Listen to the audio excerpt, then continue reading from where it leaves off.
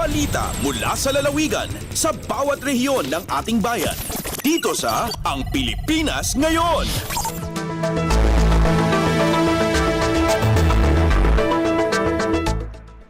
Dumako na tayo sa ating regional news. Unahin natin ang mga balita mula sa rehiyon ng Luzon.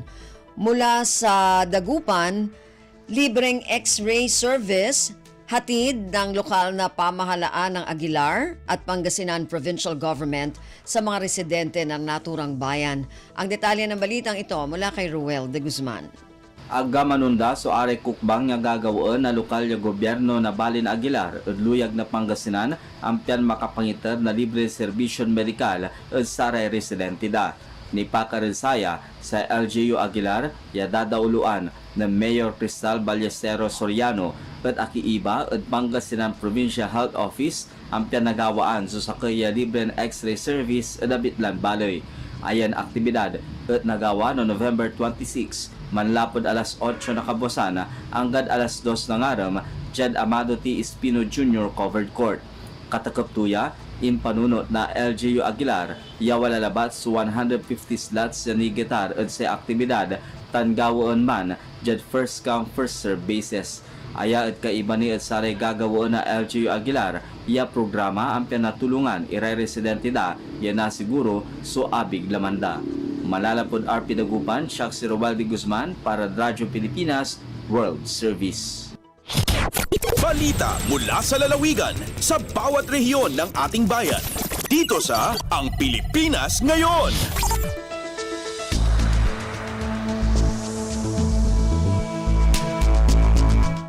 Maraming salamat, Roel. Yan ang ulat mula sa Dagupan. Dumako naman tayo sa Bontoc, Mountain Province, nasa state of calamity matapos ang pananalasa ng sunod-sunod na bagyo. Ang detalye ng balitang ito mula kay Donna Cawis Balyo. Naideklara ti state of calamity dito'y Mountain Province. Daytoy ket babaan iti naaprubaran iti November 18 asang gunya ang palalawigan resolution nga nang ideklara iti Mountain Province iti state of calamity gapu kadagiti napalabas nga bagyo nga nang dangran iti probinsya. Maipalagip nga iti Biyernes November 15 in recommendar ti PDRRMC ti deklarasyon ti state of calamity kalpasan ti panakaapektar ti probinsya iti nagsasaruno a bagyo. Iti informasyon nga inbingay ni PDRRM Officer Attorney Edward Chumawar base iti inisyal nga assessment ti PDRRMC mapan ang nasurukmay sa bilyon piso ti danyos iti social, agriculture, ken infrastructure sectors. Babaan iti deklarasyon ti state of calamity na partak ang maisayangkat dagiti critical emergency response and recovery actions ti lokal a gobyerno ken dadumapay nga ahensya kadagiti lugar ken sektor nga naapektaran iti bagyo. Narpos na Bontoc, Donna Cawis Balyo para sa Radyo Pilipinas World Service. Balita mula sa lalawigan sa bawat rehiyon ng ating bayan. Dito sa Ang Pilipinas Ngayon.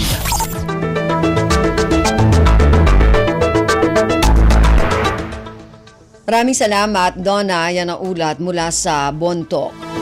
Samantala, dumako naman tayo sa Lucena, mahigit 16.7 milyong pisong halaga ng sahod na ipamahagi na ng Department of Labor and Employment sa mahigit 3,000 manggagawa sa Batangas na naapektuhan ng Bagyong Christine. Ang detalye ng balitang ito mula kay Mara Grezula.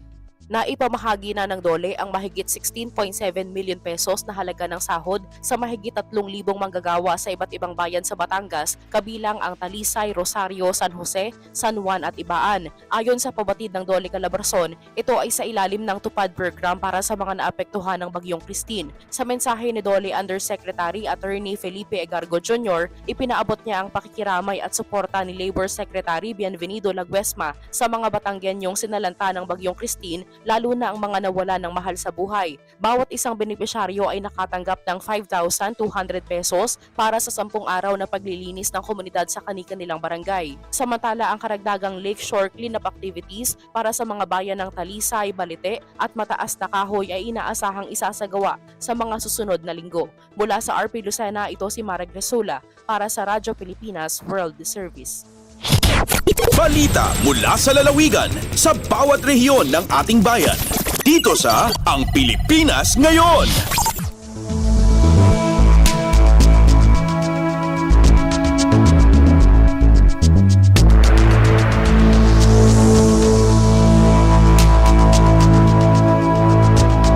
Maraming salamat, Mara. Yan ang ulat mula sa Lucena. Samantala, dumako naman tayo sa Palawan, programang Paleng QR Plus sa lalawigan ng Palawan. Formal nang nailunsad. Ang detalye ng balitang ito mula kay Gillian Faye Ibanez.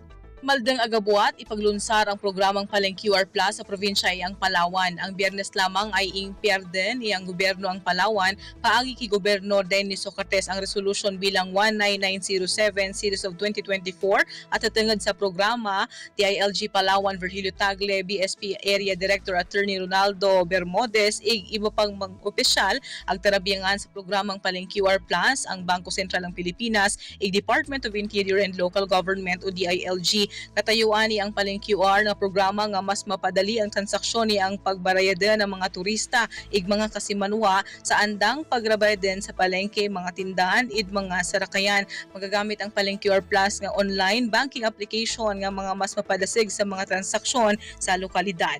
Alindigi sa Puerto Princesa, Palawan, Gillian Faye Ibanez, Radyo Pilipinas World Service. Balita mula sa lalawigan sa bawat rehiyon ng ating bayan. Dito sa Ang Pilipinas Ngayon. Maraming salamat, Gillian. Yan na ulat mula sa Palawan at kabuuan na ulat mula sa rehiyon ng Luzon. Samantala, dumako naman tayo sa rehiyon ng Kabisayaan mula sa Calbayog. Lokal na pamahalaan ng Calbayog nagsagawa ng City Advisory Committee meeting para talakayin ang mga hamon na kinakaharap ng lungsod. Ang detalye ng balitang ito mula kay Suzette Pretencio. Nagin Manilampuson ang gindumara nga City Advisory Committee meeting sa gobyerno lokal sa Calbayog kakulop nga adlaw Nobyembre 19, 2024. Ginpangunahan ni Mayor Raymond Uy ang nasabi nga meeting nga kundiin nagkatiterok ang mga key stakeholders agud maharampangan ang mga importante nga butang nga nakakaapekto sa syudad sa Calbayog. Sa iya mensahe, ginhatagan doon ni Mayor Uy ang importansya sa kolaborasyon sa pagbaton sa mga kakurian nga ginaato bang sa syudad.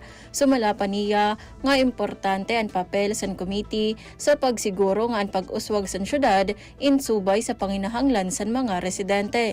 Nagserbe ang meeting como usa nga plataporma para sa abyerto nga diskusyon og pagbalyuay sa ideya nga nagtutuyo nga magbutang sa mga inklusibo og epektibo nga pag-administrar para sa kabubuwason sa syudad. Tikang sa Radyo Pilipinas Calbayog, ini si Suzette Pretencio para sa Radyo Pilipinas World Service.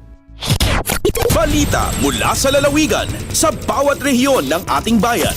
Dito sa Ang Pilipinas Ngayon.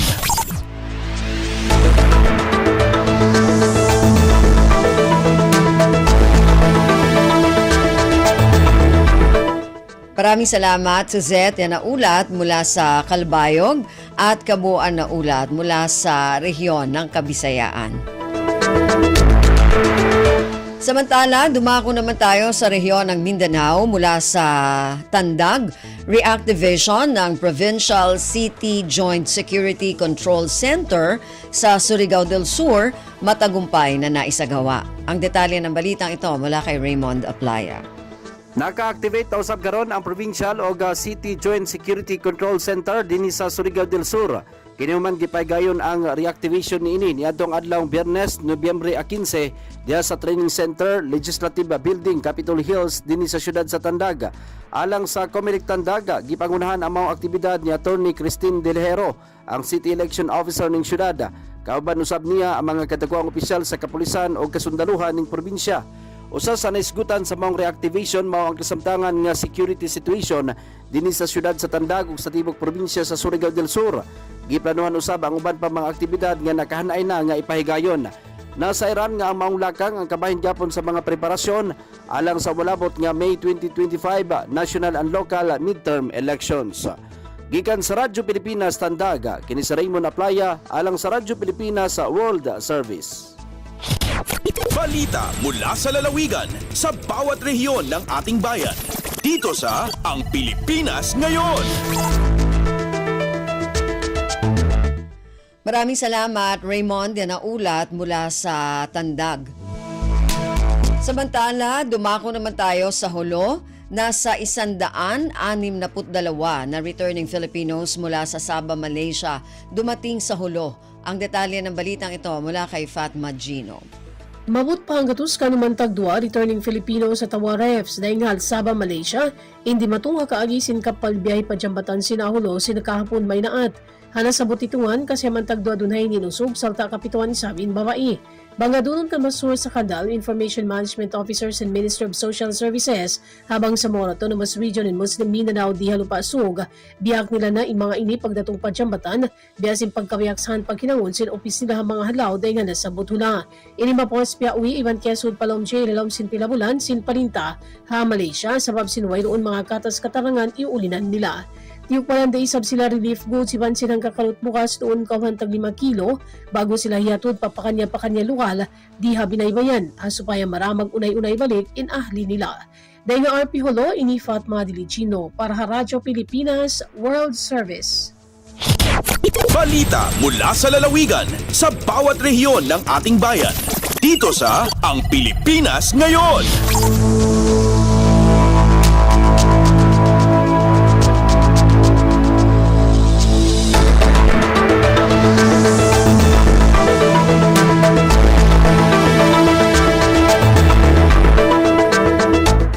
Maraming salamat, Fatma. Yan ang ulat mula sa Hulo.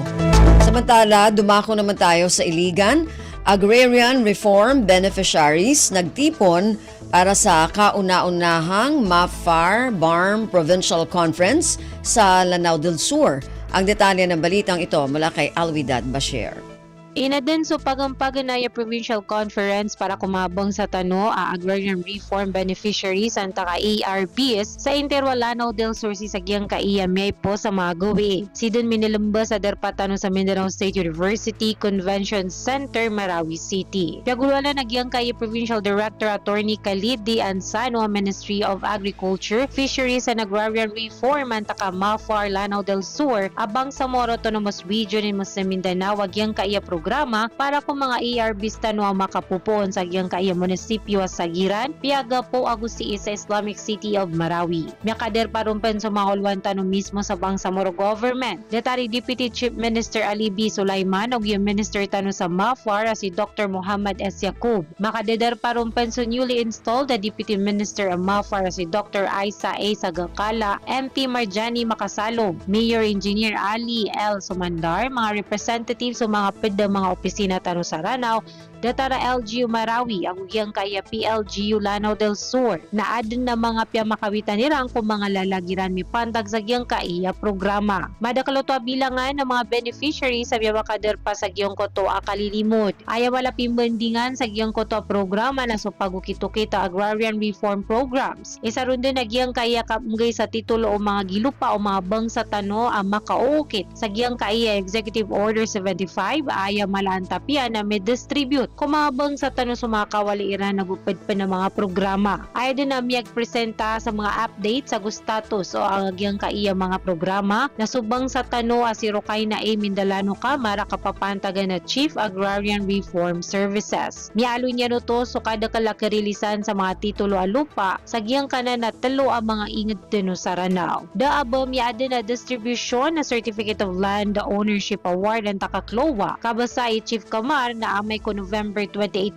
2024 so kaprili sa Iran ko mga titulo ang mapakayasidin kaedin sa BARM Office. Ako Tabato City. Madakaloto amyatimo ang mga tao apit ko mga beneficiaries sa langundan ni Mamangni sa Makagaan so kaprili sa ko mga titulo rag sa disinan ni Manalamat sa Intero MAFAR Lanao del Sur. Mula sa Radyo Pilipinas sa Marawi, Alwidad Bashir para sa Radyo Pilipinas World Service. Balita mula sa lalawigan sa bawat rehiyon ng ating bayan. Dito sa Ang Pilipinas Ngayon.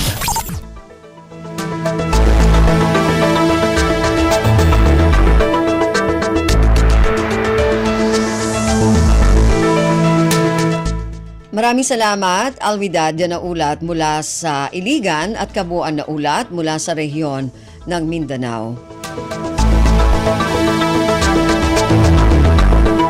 Narinig po ninyo ang ating regional news para sa araw na ito, kalipunan ng mga balita mula sa iba't ibang rehiyon at lalawigan dito sa Pilipinas.